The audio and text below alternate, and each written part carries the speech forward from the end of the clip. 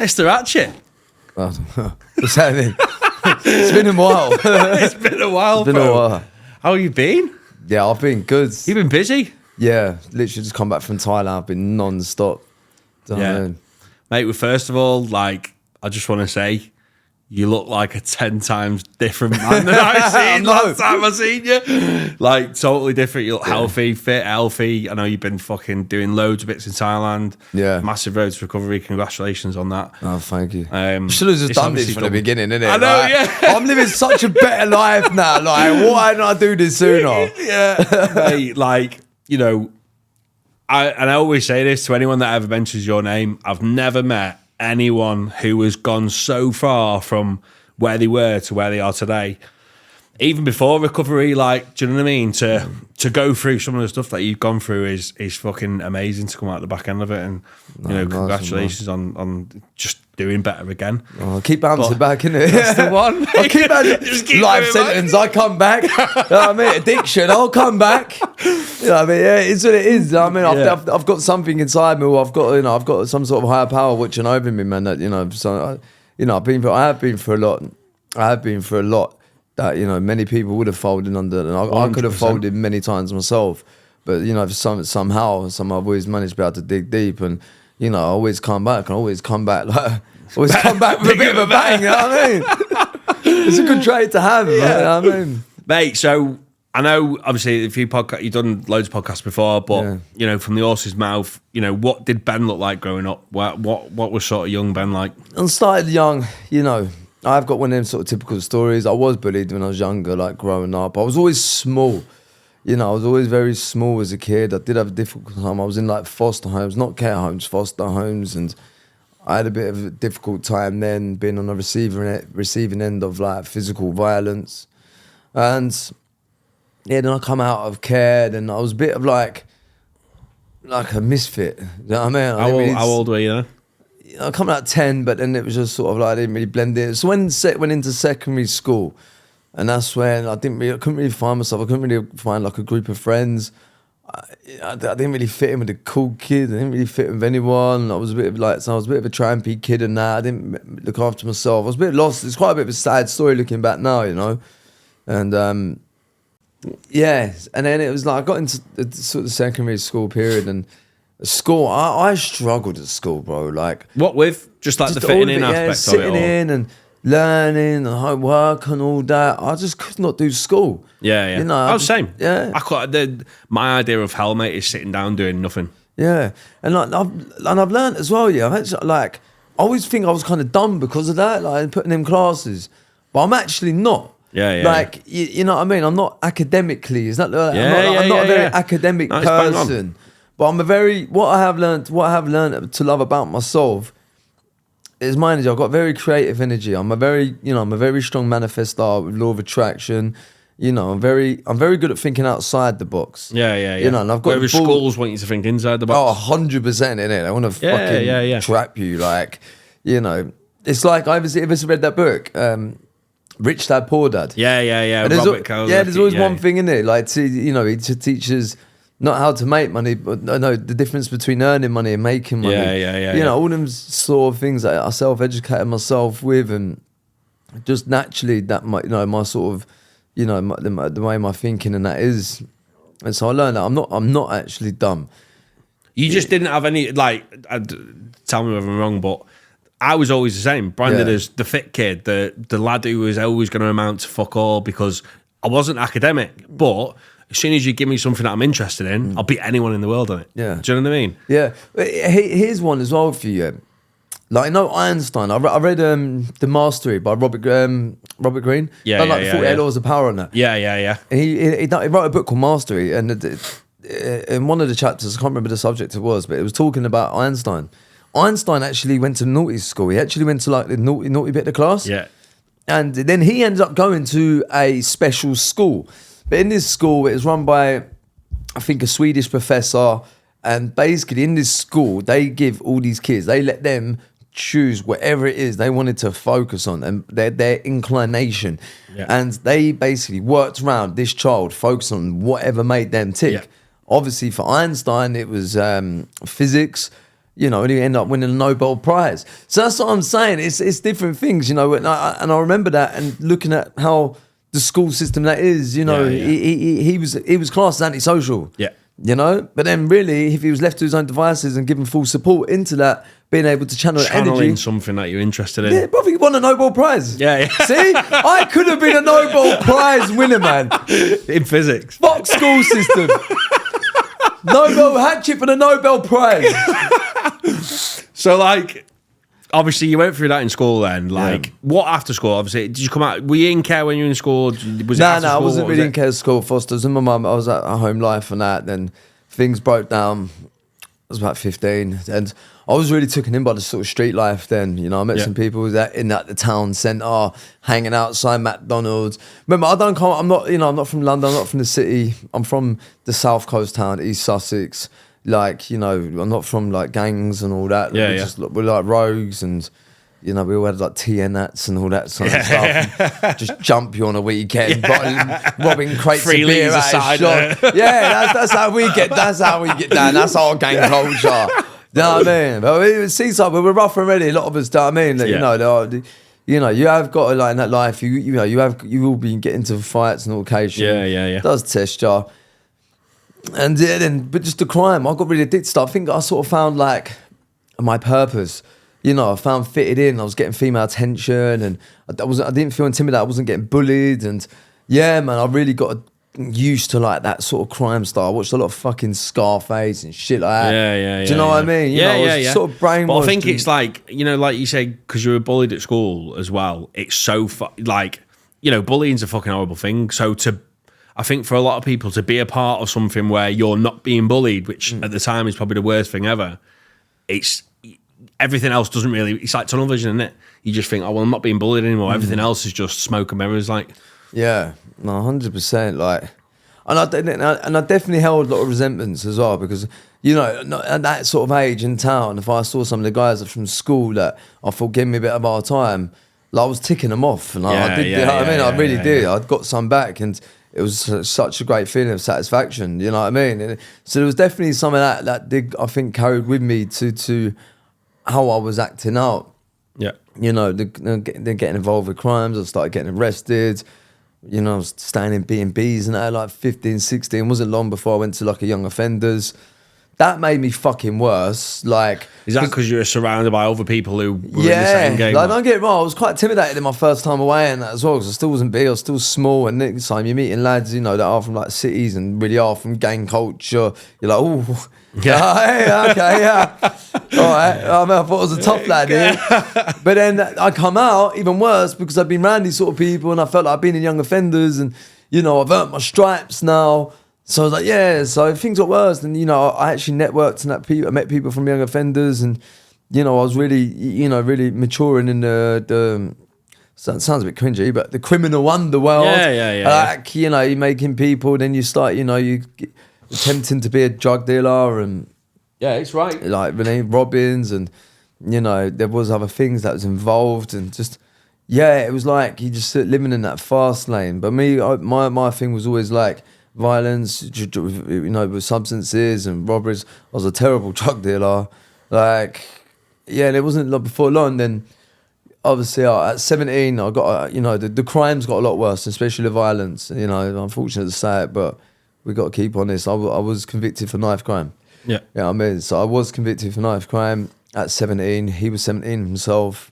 I was sentenced to 4-year, 11-month EPP, which is extended public protection, not the IPP. Yeah. Prison sentence then wasn't too bad. I actually didn't misbehave in that a lot. I actually got my head down for that time. And then I got released, but I made a lot of friends inside that time. And then I come out, was really trying to being a drug dealer.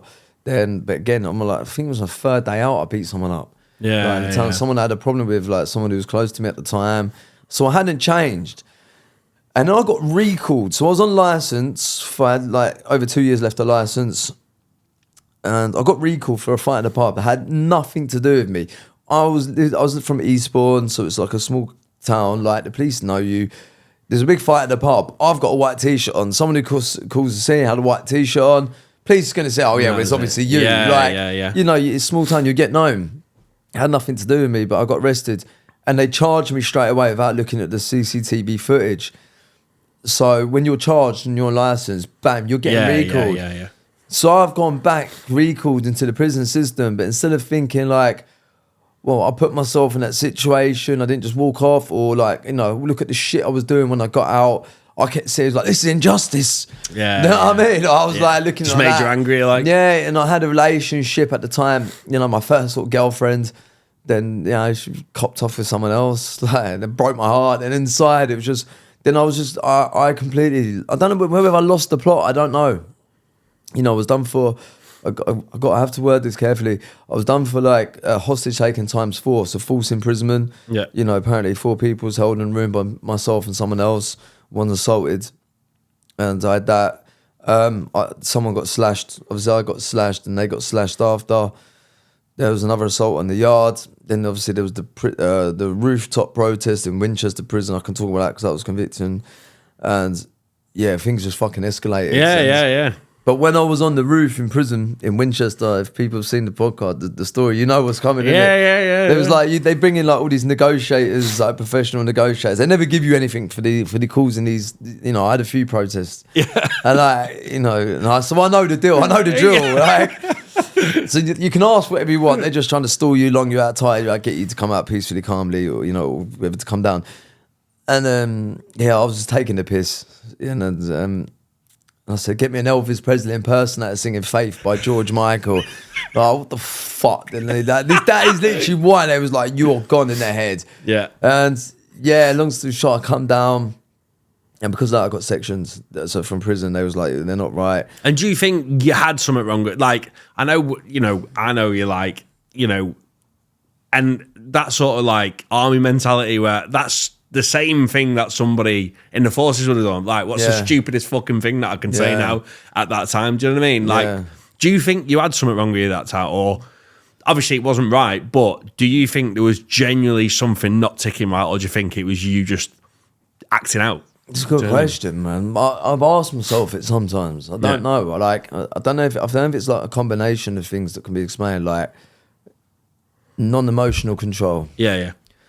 You know, not being aware of what you're saying. Yeah, a lack of consequence thinking, and I think some sort of form of mental illness, like, you know, whether that being just like anxiety and depression, not controlled and not a way to act out, and do you know what I mean? Like a lot of maturity in that come into it as well. I think it was a combination of things, not to the level where they were saying I'm psychosis and that.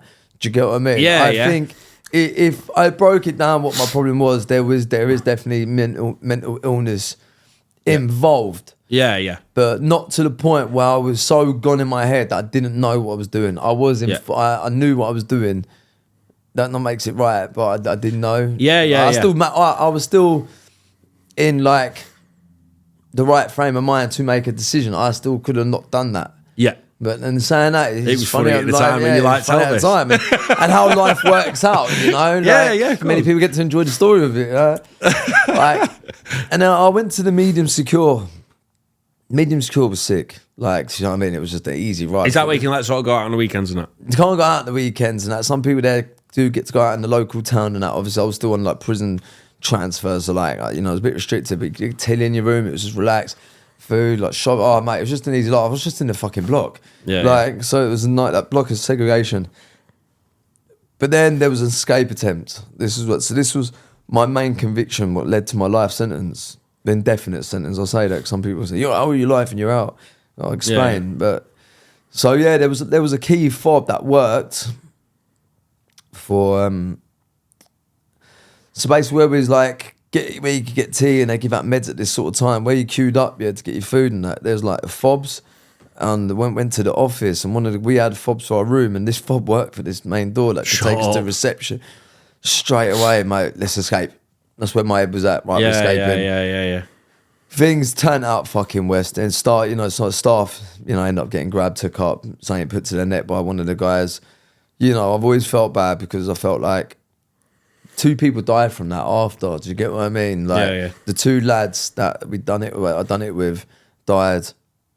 You know, one very shortly after this, very shortly. But one died in prison. One died in Broadmoor. You know, it was mad, and that's always stuck with me a bit. That was always hard. Though, especially now I'm in recovery.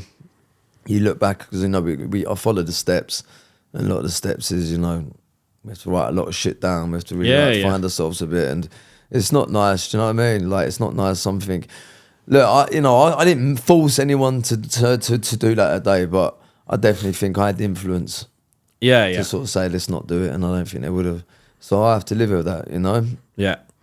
So like Broadmoor then, a fucking name of a place that would shit most people scary, up. Like, it? Even the name sounds like a haunted house, you know what I mean? Yeah. Which a lot of fucking stories and that from people, it is a haunted house. Like, why did you go there? Like at what point? Because it's pretty fucking extreme to go there, innit? In itself, like you've got to be, from stories, documentaries, stuff like that, even I've watched, you've got to almost be branded as a certain type of person to go there. Well, you think, Bob, on paper, yeah? It's probably hard because you know me as a pal, and people see you online, they see this person, but you got to remember, like on paper, they can only go by stats and statistics, etc. I've got hostage taken, I've got stabbings, I've got fucking, my conviction there was a stabbing, escape attempt. You basically like Charlie Bronson's son. On fucking top of roofs. If you look at it like that, this is me on paper. Yeah. Do you know what I mean? Not that like the Ben, people you've watched. That's not the Ben they're seeing. They're reading this and they're thinking, but if I read it about me, like literally gets put on paper, you're thinking this geezer's fucking like he's off key. He can't have a cellmate. You know what I mean? Like, I was always game, innit? I've always been like game. Ever since I sort of started getting, I realised I could fight, and I wasn't afraid to throw a punch. I've always, well, that's why I probably do bare-knuckle boxing now. Do you know what I mean? I'm not afraid to fight, and I do get some sort of feeling off of it. I think I always maybe it's in a way I'm some form of jelly and junkie. I'm not, like I'm shit scared of heights. But you put me in a ring with anyone, I'll have it. It's fucking weird. As long as the ring's low. It's very extra low because I'm short, me. But you know what I'm saying? So like, what was that like? Man, I was, Broadmoor was hell on earth, bro. I ain't gonna lie. And were you in just with normal wings with not normal adults, but like just the worst carefree. They're not even. But you know what I mean? The moment he knew that, he fucked up. But you know what I mean? Were you just around everyone as normal? Do you know what I mean? Yeah, begin with. So you go like an induction wing. Because how old were you then? About 21. That's fucking young, isn't it? Bruv, like if I'm telling you, on my way there, the old Victorian building, I remember the geezer and saying, it's end of the line now, like. That's Shutter Island, isn't it? Fucking mate. Oh, bro, it was fucking horrible, mate. Like literally just there and just patience, like it is some kind of things you would imagine it. Yeah, because as well, like patient up and down, people talking yourself and. Because like I know you, and I know, even from stuff I've watched, like you are not the same as probably most of the population in that place are like. Yeah. Do you know what I mean? So like, what, first thoughts going into that, like you say, you got into induction wing and stuff. Is that just you in a cell? You kind of like, you're not. You got locked up in the evenings there. So you was out in the day. They used to like try and lock you out in the day area as well. That was fucking torture. Like people want to lay down in their beds on meds all day, but they tried to lock us all in one room. There wasn't even enough chairs for everyone to sit down. Then like people was just attacking people randomly because they're on the admission ward. People are going for trial. And people are going up for murder. Matthew Gazzardo, the one who stabbed me in the back with the fork and the hot water. You had Eric Bakubi, the voodoo killer. We're on the same ward. Eric Bakubi, what the fucking sick fuck? Like, tortured a 15-year-old on Christmas Day. Like, it was his girlfriend's nephew that come over from Congo. They was into, that voodoo stuff and all that lot. So they did some ritual killing to him. We're sitting there in like big solid chairs on news, the like BBC or ITV3 or BBC. There's sketches of him on the news, and he's there like Eric Bakubi with his plats and that. Like, what's your fucking Joe McCallum? He taught kids football now out there. Like, I'm chatting to him, he just seemed like as normal, but like literally only fucking months prior, he's sitting there torturing 15-year-old kids like to death, and it was horrific. Like, we was all in induction ward, and I knew I was looking at a sentence. I didn't understand what sort of sentence I was getting, and it was just hard to process. The first couple of months I was clashing with the staff, like. didn't really see eye to eye staff. It was a lot of patronising and that there. It's very patronising. And do you think that's a lot of like, because of the, again, like, do you think a lot of that is because of the people that they're normally dealing with? You felt like they were patronised, which they obviously were, but they were speaking to you probably how they have to speak to other people. Do you know what I mean? Yeah, I think that did come into it and that as well. I think that did. You know, I think you're always gonna get them a nice attitude and that as well, innit? Do you know what I mean? Like, it's not a hospital, but it's just a max secure prison there. But like we've just, it's different. With dangerous fucking people. Dangerous, like, mate. Prison's dangerous, and they've got like a lot more power there, mate. There's a lot more staff. Like in prison, there's a lot more prisoners than there are staff on the wing. There's the other way around. There's only like maximum 20 people or 24 maybe on a ward, not wing, ward. All single cells and that, and there's loads of staff to them people. Do you know what I mean? Whereas a wing, there's fucking hundreds of prisoners and you think just like a few. It's dangerous, isn't it? Like, not that jails aren't like, that is a fucking dangerous place. Like, people are, imagine going to work and being one of them people, one of the screws, and thinking, I don't know what anybody in this room is thinking. No, but do you know what I mean? Like, and here, I'll say this, so I don't forget it. It's a good thing what you're saying. Like, the best way to explain it, like, if there was be a kickoff on the wing in prison, you can always feel that vibe. Something ain't right. Something's frosty. Someone's obviously done something's going to kick off.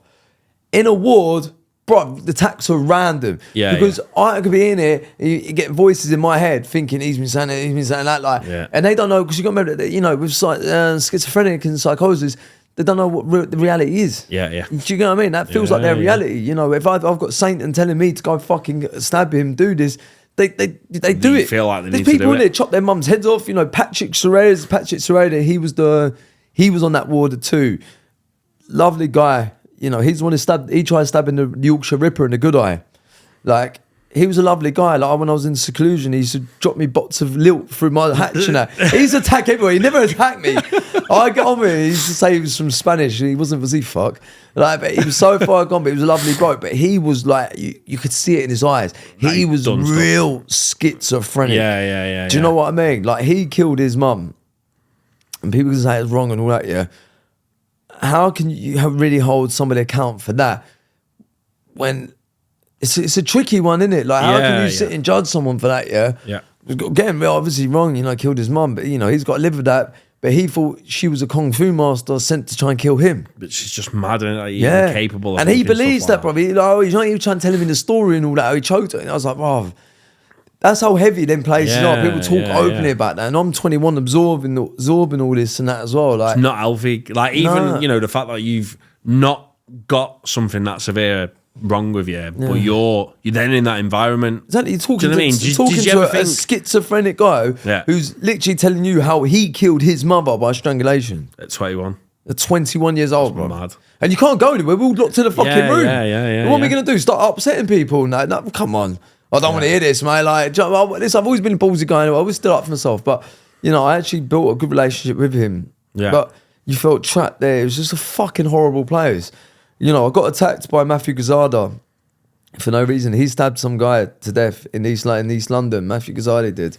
And he randomly attacked me. But it kind of worked out in my favour because I got moved to a medium dependency ward because I think they was on about sending me to high dependency wards, which would have been shit. So that sort of done me a favour. It's a nice one for that. You know what I mean? Like, so I got sent to a better ward because of it.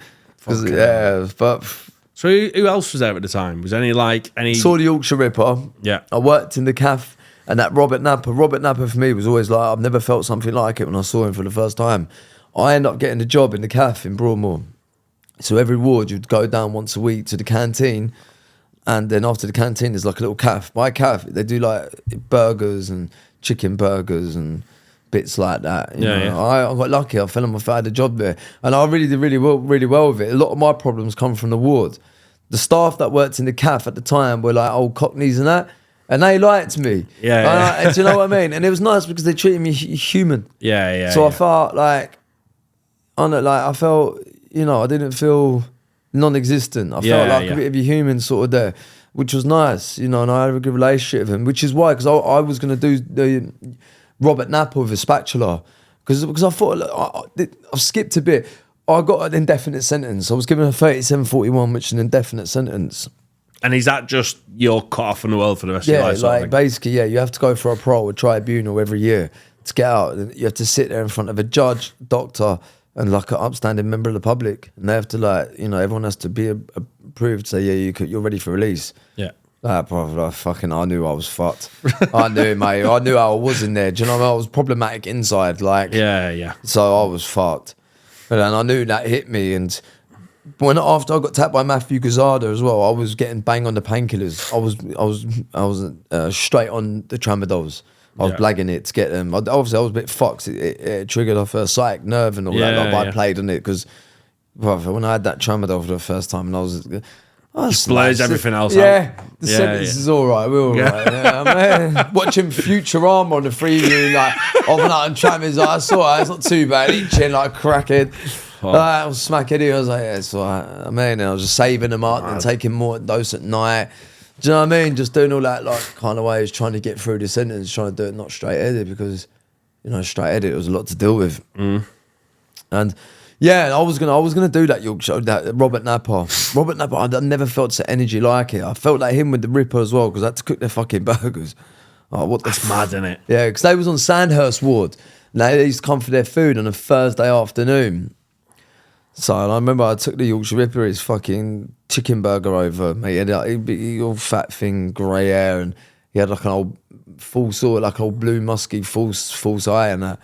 And it weren't long before that I actually knew who he was because there was on Channel 5. Channel 5 did the old crime documentaries. Yeah. There was the ones about him and that on there.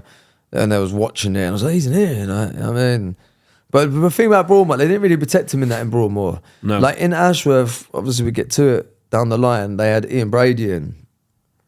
Obviously they protected that guy. Everyone was locked up at night except from him. Yeah. He was on a special ward. Like they got the special treatment. In Broadmoor, because there was more high profile people like that, they was on sort of one ward with each other, but they still had to go down to the med centre and think they had still, you know what I mean? You'd see him. I never saw Brady once. I know I got in trouble for like the hostage taking of Ian Brady. You can see it in the papers. I can talk about it because they did punish me inside. So I've already been punished for it. I went down to segregation for just under 9 months. For me and a few others allegedly was plotting to take Ian Brady hostage. We were going to take the staff keys and whatever. Yeah, and someone who was involved, the guy called Shane Riviali from Birmingham, he went and told the staff, and then before it happened, it all come on top. But that's what changed my life anyway. But I'll get to it. Yeah. So I was going to do something to do Robert Napa. Their energies, mate, when I went up to him first time, pure evil. Yeah. Pure fucking evil. It's a different type of person, isn't it? Yeah. It's not like a kid who's just grown up and done naughty things. Like, it's genuine evil, isn't it? Like, yeah, like, I used to train with Dale Cregan in Liverpool, the cop killer. He didn't have that energy. He's like he's just a nutter, isn't he? He's just a straight Manchester gangster guy. Did a blast jar, like he's just there. Yeah. And I had a rapport with him. We trained with each other for about a year. We were gym buddies and like etc. Like that. There was no like that sort of vibe. Although he's a straight killer, like. He's the last person you'd want to have a fucking problem with out there. Do you know what I mean? Yeah, clearly, 100%. when he's throwing grenades and shit at you, he took it to a whole nother level with people. But with the Ripper and that Yorkshire and that Robert Napa, when you went up to them, like just I can't explain. There was something there, energy, bro, that was just fucking evil. Yeah. Like evil, mate. Like, see, we had something similar when I was in Afghan, and I had meeting like a tier 1 Taliban leader, bomb maker fucking bloke. And it was exactly the same in the eyes, do you know what I mean? Like you look at someone and you just know, don't you? Do you know what I mean? And like I totally get what you're saying because you just look at that people like that have just fucking this guy had killed hundreds, if not fucking thousands of people. Like, crazy. And you just look at people and doesn't faze them. Just no emotion whatsoever. They would do it again. Yeah, 100%. They would do it again. 100%. They would do it again. Like it's just different kind of evil. So, like, how did you get out of Broadmoor then? Obviously, you were served that sentence. Like, obviously that changed. You know what I mean? Like, I got kicked out. The only guy since Charlie Bronson. It's a fact. Yeah, I got kicked out. I got removed. Like, the true reason why I got kicked out of Broadmoor, like, people say, oh, he thinks he's Bronson and that. Listen, I can't help what happens. I'm fucking glad it happened. But you're like, I've been on a roof. I've done this. I've taken I love you, hostages. Charlie Bronson. You're my idol. So, like, how did you get away from that? They got kicked out. There's literally did get Like, kicked what out. reason for? Like, what? So me and a guy from Portsmouth, Charlie Porter, we was on a high dependency ward. I had a fight with someone called Otis Morrow. I done him bad. We deserved it, man. Fucking nonce. Like, real bad one as well. He's another fucking piece of shit. Yeah. I got moved to high dependency ward. He got moved to a medium secure hospital outside, got released, went on to rape a 17-year-old girl, mate. Otis Morrow, you can Google him. Like, I knew he had a piece of shit. Anyway, he preyed on me when I was younger, like, when I was young and there, very manipulative, like, proper narcissist. He's a legit narcissist, like, the real deal one. Manipulation, all that, like, preyed on me, like, triggered on my anger, me getting me kick off. That's how them psychopaths see everyone's their puppet and that. It was only like an old Irish guy, John Cumberton, who worked in the caff in Broadmoor, who told me, listen, he's a sex offender, he's a manipulator and all that. So it was nice that someone like John, you know, he was schizophrenic, but someone nice enough to like look at him and say, no, look, you know, And that helped me. But then I always had a resentment towards Otis then, and I thought, oh, you've been praying me, so I'm, you know, the emotions that just got the better of me, and I ended up, he come to my door one time, and we had it, and I got moved to a high dependency ward, and that was fucking savage down there. The staff was there was massive staff shortage. Staff didn't really have a clue what they're doing. Me and this other guy called Ben. No, not Ben. Ruben. Me and him hated each other. We really didn't like each other. We had like 3 fights in the place. Like, There's only one Ben in this gaff. Mate, honestly, we had like 3 tear-ups, mate, and like 2 of them were the staff's fault because we was on a list called non-compatible list. Non-compatibility, yeah, so we can't like be at the same time. Loads of agency staff in there. The staff didn't really like me. You know, I started thinking they fucking like. I started thinking all sorts. I didn't get into it. I think like because it was a dual diagnosed ward. Because normally in Broadmoor they like separating the personality disorders, like the PDs. I was classed as PD, personality disorder, and the MI, which is the mental illness. So like. They kind of keep it separate. PDs are very manipulative, psychopaths, antisocial. My diagnosed antisocial personality disorder. And funny enough, can you believe that one? Like, so they don't really like mixing them because obviously, you know, the PDs can prey on their MIs and all that as well. Yeah, of course, yeah. And yeah, but on this ward, everyone's locked up. They don't come out in little groups this time. But everyone's on fucking non-compatibles with each other. It was It's the least compatible place ever.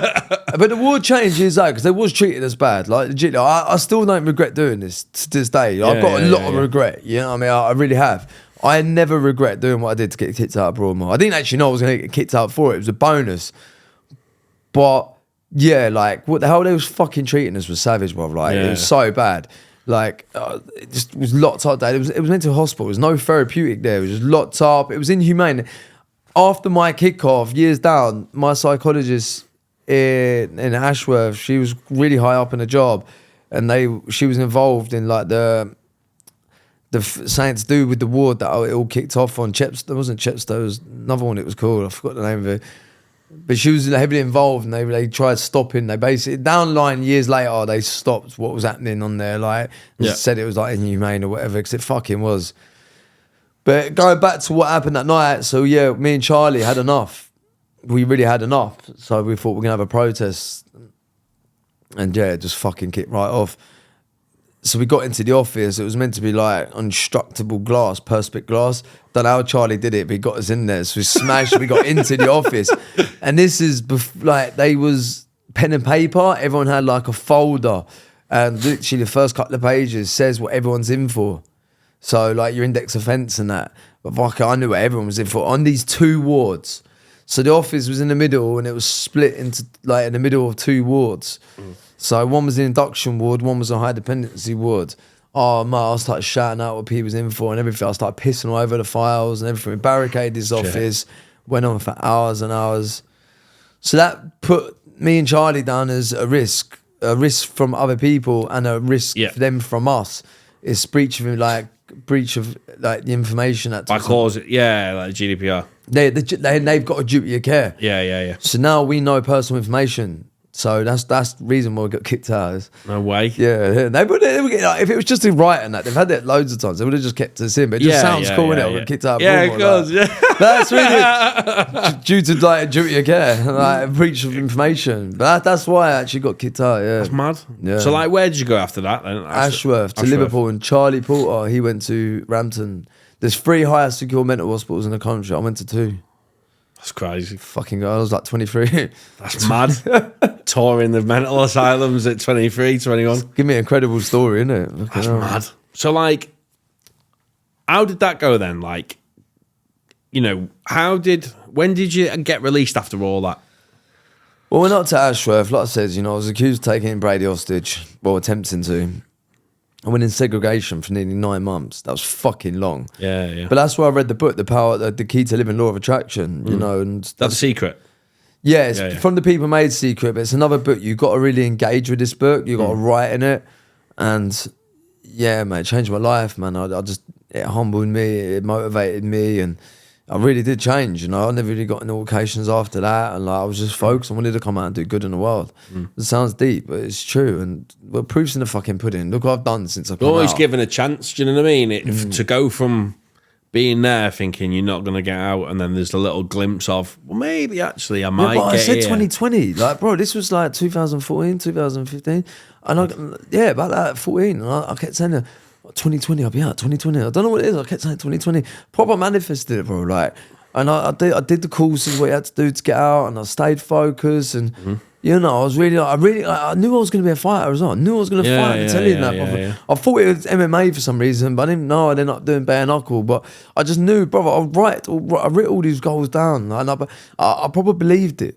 I believe, like, you got it, weren't you? Yeah, like it was like I believed it. Like, I know the sky is blue. I knew it was happening. And the funny thing is, staff and that would laugh, but I was laughing back at them, bro, because I fucking knew. Because you knew it was gonna happen. And there's so many staff, and you know who you are. There's so many staff that have even messaged me and that say, do you know what? Fair fucking play, Ben. Men. Yeah, like even ones I probably didn't get on with. I've had messages off. You know, I mean, I just stay in touch with a couple, and you know, it's been incredible. Like, I have come out. It's nice though, isn't it, when people like that, when you're on the other side of the fence. Yeah. Do you know what I mean? It's not, but it's nice to get people like that messaging you going, you know, yeah, you were a little prick, but well done for doing what you're doing. I was like, fucking told you so. Cunt. Not changed. Yeah, not changed. No, I think it's not. It is nice. You know what I mean? It has been nice. You know. So when did you get out of the whole system then? And did you stay out? 2020. Yeah, I've stayed out. I've stayed out. I've stayed out. Yeah, stayed out ever since. Never gone back. Nothing. Never gone back. No, never gone back. Like, you know, bro, I've been. You know, I lost my way a couple of years ago. Like, my mum died, and was in a toxic relationship. I really hit substances. That's why I sort of lost myself last couple of years. First year and a half being out, I was smashing it, brother, and on every podcast and doing well. I was really focused. You know, the relationship I got was toxic. Wasn't trying to do too much too quick. And, yeah. do you know what I mean? Then I started finding comfort in bottles. Do you know what I mean? And you know, like getting all this tension going out, like people seeing the internet. And next thing you know, I start doing, obviously, we were right saying with the drugs and on it. Yeah. I started doing coke. You know what I mean? A lot, and I really liked doing the coke now. And I was like, oh yeah, like, I was partying, man. I was like, I've sort of lost my way for the last couple of years. Then it wasn't long, I lost my mum for alcohol. I just felt lost since then, man. That's why I was really, really bad. And yeah, I just become a liability and things and that, man. Lost my way in that as well. Really making stupid decisions until, like, obviously recently, you know, I'm back from Thailand. I ended up going to rehab. I went to rehab twice this year. One was in Bradford. I left early. I left after 23 days. I wasn't convinced I was an addict. I just thought I was depressed and was going through a bad time. I come out and I fought on the Eddie Hall co-main event. Yeah, the girl my kid's mother, the one I was with, it was me and her first, like a TikTok couple, and Eddie Hall was the main event versus the two guys. So I left rehab early to fight on that. Well, I had to try and pay this fucking rehab back. It was like $9,000, bro. $9,000 for some fucking shithole in an industrial estate in Bradford. Like, I remember going there, they're pigeons and that. I thought I was going to somewhere like in a big retreat, like everyone's gonna be singing. Well, that's like, what you think. People say rehab. Oh my lord! Like, that's what I thought I was going to. Like, I was not some industrial estate, and we've got the detox, but I wasn't learning how to work the steps. So yeah, I relapsed the second fight I had when I come out, and I feel like shit because I had like recovery as possible on the t-shirt, and you know I was really trying to promote it. And I think when was that? Because when did I can't remember when I met you. Did I meet you before? I met you a couple of years back. Filming. It was this year. It was BKB? this year. Yeah, that was like BKB. That was like 2.5 years ago. Bro. Tell me what it was. Yeah, that was like 2.5 years ago. This was all this year. No, this. Would this be out after Christmas? Right? Christmas is already gone. No, yeah. After this period, it's going to be in January, isn't it? Yeah. I mean, I never say December. I always say Christmas. Yeah. But so last year. So you watch this. So last year. That's when, you know, things got fucking bad. You know what I mean? I had that fucking street fight online that bit his ear and things, and we got a lot of backlash over that. Mate, I was bad addiction this year. Yeah. Come out of the rehab, and obviously went to Thailand, went to rehab out there, holistic rehab, and it's been amazing. I'm like just over 4.5 months clean and sober now. I'm actually training for fights. Like, I can see my fucking abs, bro. I'm training properly. So it's good, man. I'm feeling hungry and motivated. You know, I got the fight platform, Street Beefs. It's incredible. Got the show back. I just feel happy with myself. I feel like I've got the old law of attraction energy, you know? Yeah. Because with the drink and everything, brother, it lowers you're a different person. Yeah, and it just lowers your frequency. It lowers your vibrations. You get the packet. You're gonna do that. You're gonna not believe in yourself. You're gonna come down. You're gonna get the horrors. You know, and you just fucking, you're killing yourself. Like, you really are. You're like, we only get one chance on this world, yeah? Yeah. We're risking it every time we do that shit, you know? Like, and it's not even that. We're like setting ourselves back. It just puts us back. Like, if we go and get on it or go and get drink and all that, like, you ain't getting a lot of work in that done. It fucks you for 2-3 weeks, like, easily. Even if I go out now and have a drink. Yeah. I'm the most unproductive person for 2-3 weeks. But outside of that, I am in my head, I'm the hardest working fucking person on the planet. Do you know what I mean? And like, I don't know what it is. People say, oh yeah, you'll go out and you feel rough the next day. I don't. It fucks me up. Yeah. A couple of weeks, like something, not feeling like, but something in my brain doesn't tick if I go out and get on it and fucking have a load of beer and this, that, and the other. Like, it fucks me up. Yeah, does it, me, mate? And I wake up, but I become like a morning drinker, like bottles of vodka first thing in the morning. That's a mad place to be. Yeah, mate. Blind's got to be shut. Not because I was sniffing that all the time. So I wasn't like sniffing like all the time. Every time I drink, I sniff because otherwise I'd been dead. Like, but it wasn't far off, and I couldn't handle the come downs, mate. And I was getting anxiety. Bro, how many times I was going to hospital and that? Like, I think I'm dying and shit. And did you carry on drinking? Like, did you start drinking because you didn't want to deal with hangover, or just because you were just fuck it, let's just do it? One of them want to deal with the hangover. I drink myself through the come down and things and that, yeah. And I was an alcoholic, mate. Like, straight up. I was just undercover about it for so long. 2 years, like hidden drinking that, like.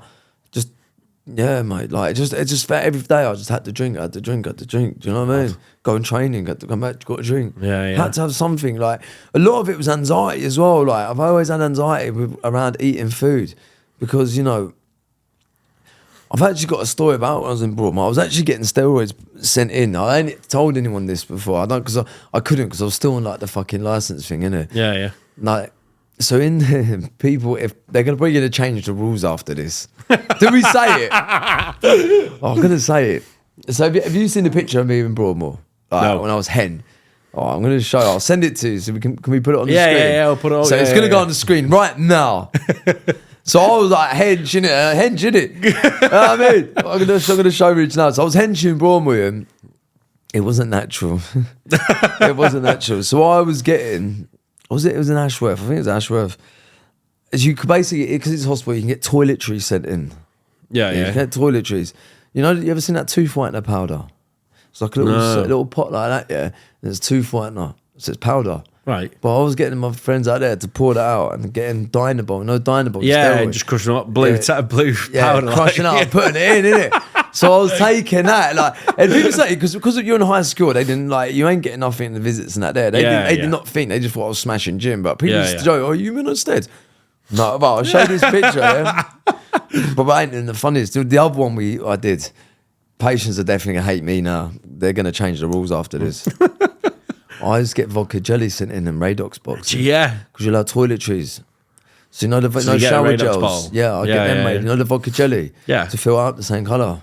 No way. Yeah, worked as well. That's but fucking... I didn't do it all the time. See, you'd never get away with that now. Huh? You'd never get away with that now, would you? Like, I don't know. I don't know. Definitely People not sat now. there going like, no one done it. I didn't. Only like very like mate Travis. Only like, he knew. I wasn't telling everyone that one, mate. No, fuck that. Yeah. But I only ever got it at Christmas time because obviously we're parcels and people get clothes and that thing. Because you know it's the hospital. It's different to the prison. Yeah. Like loads of stuff are getting sent in, so you can half sort of get away with it. Because at first sight, if you do it like the Radox and that, you got like I don't know. The yellow one, like it blends in. Do you know what I mean? If you fill it, you have to fill it right up. It's just looking without taking it and physically testing it. Yeah, they're not doing that because they've got so many fucking parcels. They haven't got the what's it called. So I only ever did it at Christmas time. Do you know what I mean? I'd have a few sent in. I never ever got caught for that. Never mad. once. Yeah, that's mad. Now, mate, I know you don't mind me saying that, but like even the last time I seen you, like how different, even just as a person, like do you know what I mean? You seem a million times happier, but like you know. And we've all been there where it's fucking erratic. Do you know what I mean? Like, I don't think I'd ever seen you sober before. No. Do you know what I mean? We've met each other a few times. You never like every time I was pissed. But man, it's not Simon EP night, and it's nice to feel like it's nice to have my old energy back. It's nice to like, do you know what I mean? Committed. I take responsibility for the things I've done. I've made myself a bit of a twat online, easily done, easily judged, whatever. Like. You know, I'm back now. I'm focused. You know, I'm promoting a message with it. My whole fucking life's out there on social media anyway. So I'm just owning it. You know what I mean? Like I can't, you know, accept the things I cannot change, because change the things I can. Every day now, I'm just taking it one day at a time, and I'm focused. Like you know, because I lost some of the fights. I wasn't training. I wasn't committed. Do you know what I mean? I was lucky to get the knockouts that I did. It was lucky. I fought on every fucking platform. Like it's quite incredible how much I winged it. You know, but I'm sick in the comments being can't find this, that, the other. Look, you know. It's showtime now, isn't it? Yeah, no. You've got the best version of you. Yeah.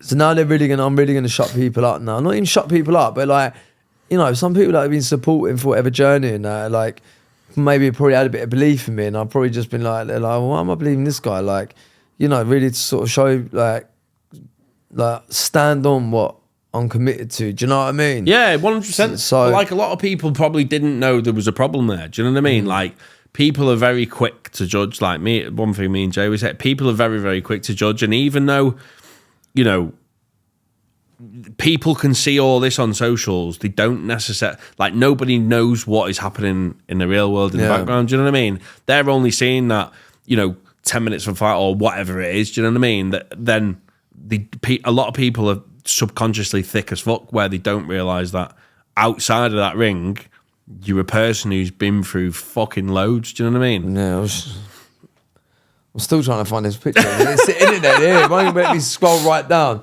That picture will be there. I'll send it to you. Just send it us. But like, so what?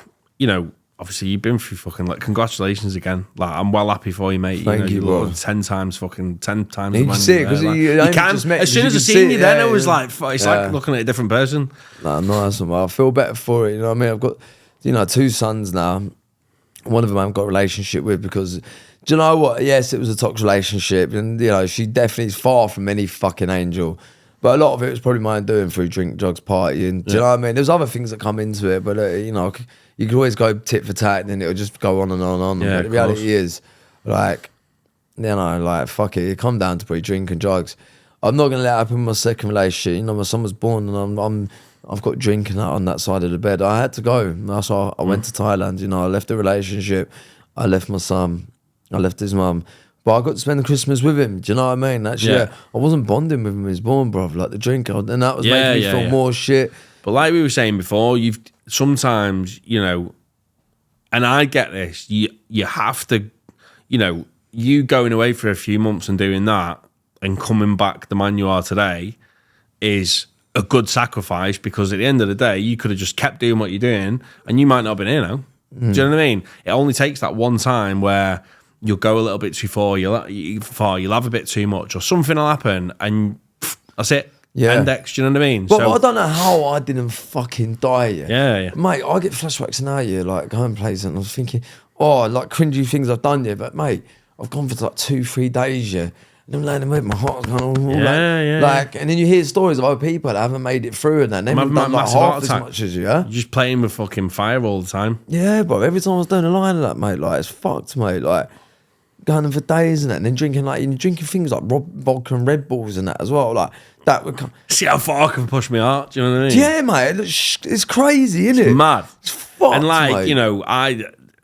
I've sat there before at fucking after parties years ago, and like, you'll sit there at an after party in an house with a room full of people, and you're fucking having stripe after stripe after stripe, and then you're getting heart palpitation, like you're feeling your heart beating inside just, and you're going, oh fuck, something just twinged then. Do you know what I mean? And about 2 minutes later, you go, oh, right, it's gone now. Right, mate, give me anxiety thinking. But you know what I mean? Oh, like, yeah, 'cause I've been you look there, at that now and you think, that was normal then. And like, to actually sit away and look at stuff like that and you go, what the fuck? Yeah. Like, that was my body telling me that I was nearly having a heart attack. You waited 2 minutes and then go, oh, there's another one. Like, it was not, like, you didn't even think, but looking away from that situation, looking back at that, you think, you fucking absolute lunatic. It's scary, isn't it? Yeah. Well, honestly, bro, I'm so fucking blessed. I never died, mate. But it wasn't your time.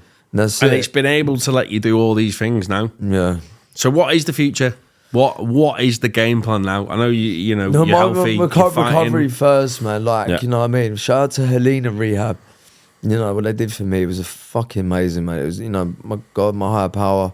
Tell me about that then. Like, what sort of, because we spoke to Jay before, like, how maybe different was that apart from it not being an industrial estate in Bradford?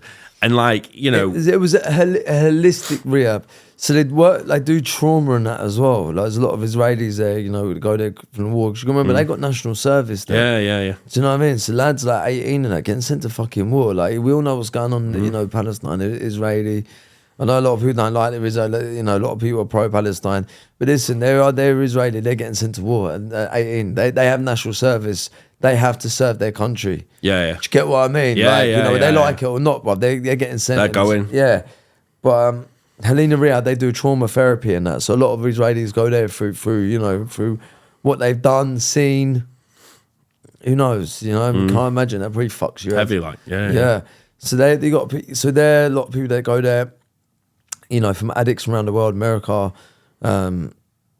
Canadian, a few English. There's always English there. Yeah. When it comes to addiction, we're there. We're the winners. Yeah, we do it. But it's a holistic rehab. They make you work the steps. They do a lot of somatic therapy. It's a nice place. It's on by a beach. Do you know what I mean? It is like it was like the Kumbaya thing I was visualising. This is the right one. Yeah, and it was good, mate. Obviously Jay works there. What Jay and that did for me, and they were there, really saved my life. And maybe work the steps. And so working the steps is in the NA. Just better, do you know what I mean? It betters you as a person. Like, you learn a lot about yourself. You fucking humble your ass. My ego's dropped. Like, if I drink, my ego's through the fucking roof. Like, I look back and I think, what the fuck? Like, it's done me the world of goods, man, and I'm happy. I was always like trying to like drink or do sniff and that to sort of be happy. Yeah. But I'm finding happiness about it. My anxiety's gone right down. I'm doing things. I'm actually starting to be happy with myself. A lot of it that was probably causing all the unhappiness. Yeah. Do you know what I mean? We don't see it at that time. But you don't. You don't, mate. You think there's nothing wrong, and like we were saying it, you sit there and you think, oh, somebody's got a bag or something like that, and you think, oh, well, I'll just have a key. Yeah. It's never like you're just lying to yourself. Like, you have a fucking problem. Like, if you can't sit there and go, I'm not having any tonight, or I'm not having any, I'm done with it. Like, if you can't do that, you have a problem. Yeah. Do you know what I mean? Like, and you will never just have one. No. Never. Like, it's like Pringles. Once you pop, you can't fucking stop. That's it. And that's what I always kid myself. I always just get I'll just get a half. Never. Mate, I'm bringing him out later and then you can't get hold of you, you're screwed and you're threatening him. Yeah, but anyway, if you can't get hold of it, you can. You go through your phone book. Yeah. Oh, that's it. Who's about? Like, what are you doing? Oh, then you go, do you know what? Oh, mate, it's just fucking horrible. It's a mad life. I'm just glad now that I'm not doing that. So I'm going back to Thailand. I have street beefs now. Yeah. It's a great platform. And why are you going back to Thailand? Like, because obviously you finished your treatment, but are you going back for more, or are you just going back to I only went to the rehab for 28 days. I stayed out there and I got fit and healthy. I'm starting to be happy with myself. And now I'm going to do like the 6-week fight camps because I'm going to fight at Street Beast. To be honest, bro, I'm going to be moving there for like the foreseeable future for a couple of years. I'm going to be staying there. Like I want to volunteer at Helena. I want to like, the gift what was given to me, recovery. And, I really do believe, I've got this social media like platform. I've got a big platform, known in the country. Just really try and like spread the message, do something for it, really try and push something positive. I've always been good-hearted, bro. If you had the drinking that brought out an arsehole side in me, it is what it is. But that's done now. Accept it, yeah. Just moving forward, the people have gone to that rehab now from me doing the post, and from watching me online, people really seen the changes, because you can't really. I tried to blag it many times. I wasn't an addict, but. People can see the just change. I think physically and that as well. They can see it. Yeah. People want a bit of that now. Like fucking you can do it, I can do it, and I want to push.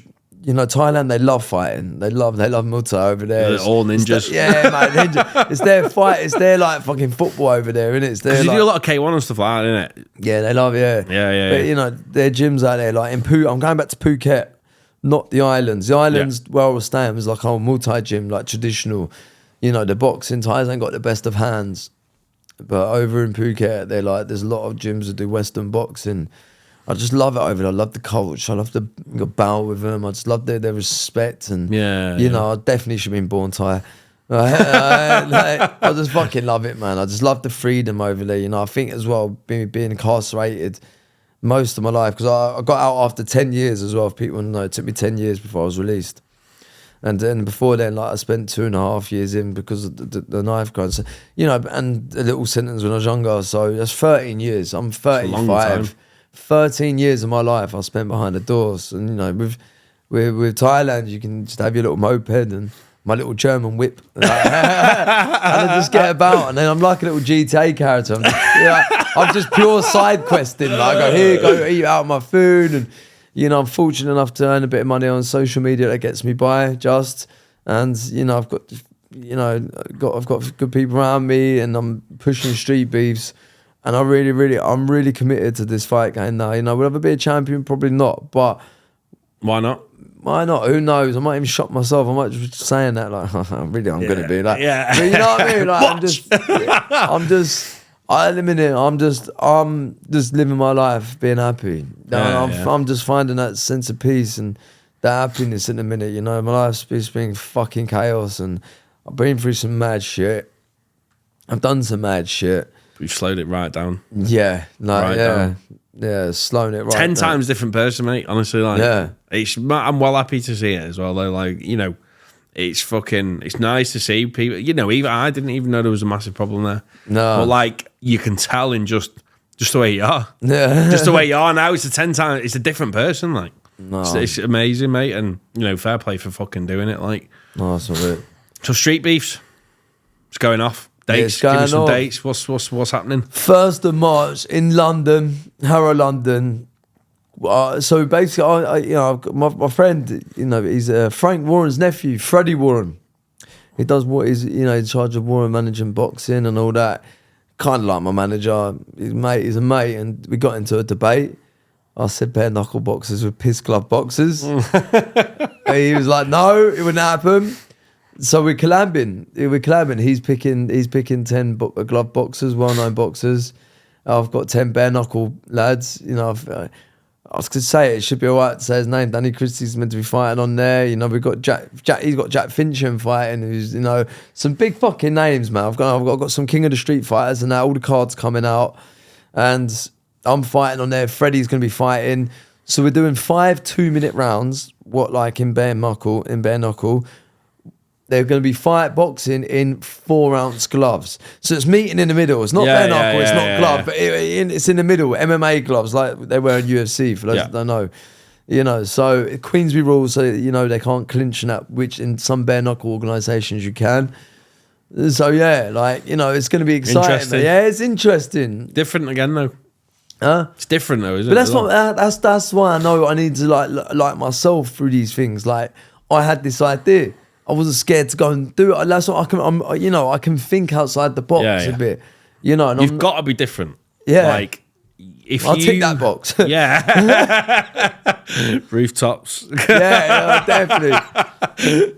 But yeah, I'm excited, mate. Yeah, oh mate, it's gonna be sick to come down first 100%. match in Harrow. Yeah, some top names. It's gonna be interesting, man. It's gonna be a great show.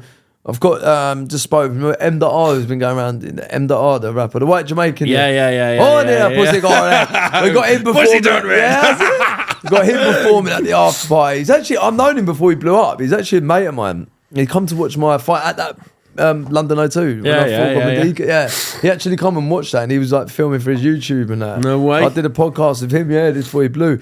And now I tried reaching out to him saying that, do you want to come down? Put me on send me to his manager. I used to have your mobile number, bro. Like, you fucking Bro, I put your podcast on the map. Yeah. Man, I helped you blow, my pussy got red. Yeah, man, I got it. My face turned red. You're not getting. But if you are watching this, I hope you're still coming. You think, fuck them, man. Man, they'll go in there now. Rascal. No, he's a quality guy, mate. I've known him a good couple of years, mate. He's a top guy, mate. And I reached out to him. Like, fucking hell. Yeah, he's coming anyway. We're paying. Mate, I got him for mate rates, loads. So big up to him, man. And it's nice to see him doing well. So, tell you what else is doing well, music-wise, yeah. He's mate, man. We've been out of each other, and he just blew it. Just takes that one thing to make you blow it. Yeah. You heard the ADMT? No. ADMT. He done like, he does like remixes of song, and he done one like vision of 50 Cent song. Would you be my best friend? Yeah. All the time. Yeah. He did like a version, but he sings like an orchestrated. Yeah, 50 Cent heard it and put it on his Instagram. Sick. Mate, and his following just went, vroom. Now he's like, he's touring up and down the country. But I was so glad to see it, like, especially, I knew him before. I was actually on his Instagram picture with him before. When I had more followers than him, now he's got like 500,000 or something, like, you know what I mean? Like, when he's sharing my stories now, but big up to him, mate. It's just nice seeing people like that, like, you knew before, like, doing well. And 100%. Yeah, it does. And anyone who's watching this, you never know what's around the corner now. I think that's one of my life lessons at the minute. Is one message I would put, like, I'd like people really to take from this. One of my biggest strengths is I've never given up. You know what I mean? Like, I don't know how. I think I said this to her. I don't know how. Like, I just haven't, I've got something, I'm built different like it. I haven't given up. Like, life sentence, I've got through it. Broadmoor and all this, I've got through it. Yeah. Bam, the addiction, fucking hell, I've got through it. It's made you into this superhuman now. Yeah. You know what I mean? You do power. Not really much more, like, I can get thrown shit cards now. Like, hopefully it's all good now, but...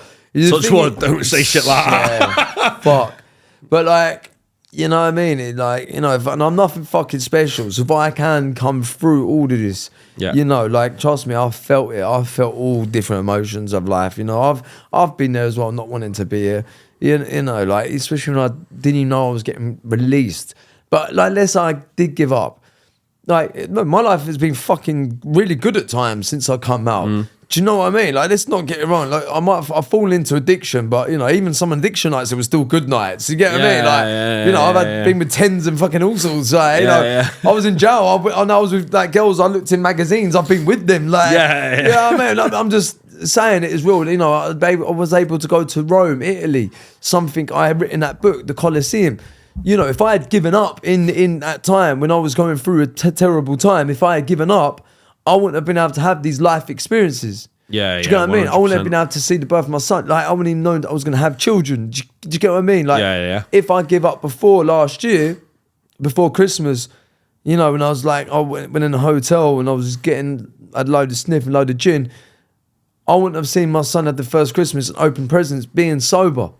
Yeah. Do you get what I mean? Yeah. That is what, and that's what it's just consistency doing it. Yeah, and that's what my message would be to people. You don't know what's down the line. We attract how we act. Like, you don't know what's around the corner. Don't give up. That would be my message. Like, 100%. for people, if you're going to take anything from my journey so far, like, don't give up. Don't. Because life can, like, you never know what you fucking never, like, I never know what's around the corner in my life. No. Mate. Nah. Yeah, no one does it. We didn't know we was doing this podcast until like 6 hours ago. Yeah, literally. But it's like, and that's one thing I'd say as well is if you get a good opportunity, take it. Don't, normal people, like, it's funny because I literally just said this on this vlog this morning. I was saying, if life gives you an opportunity, just say yes. Like, do it. Because, so many people, like today, you spoke to us before, messaged us, rang us.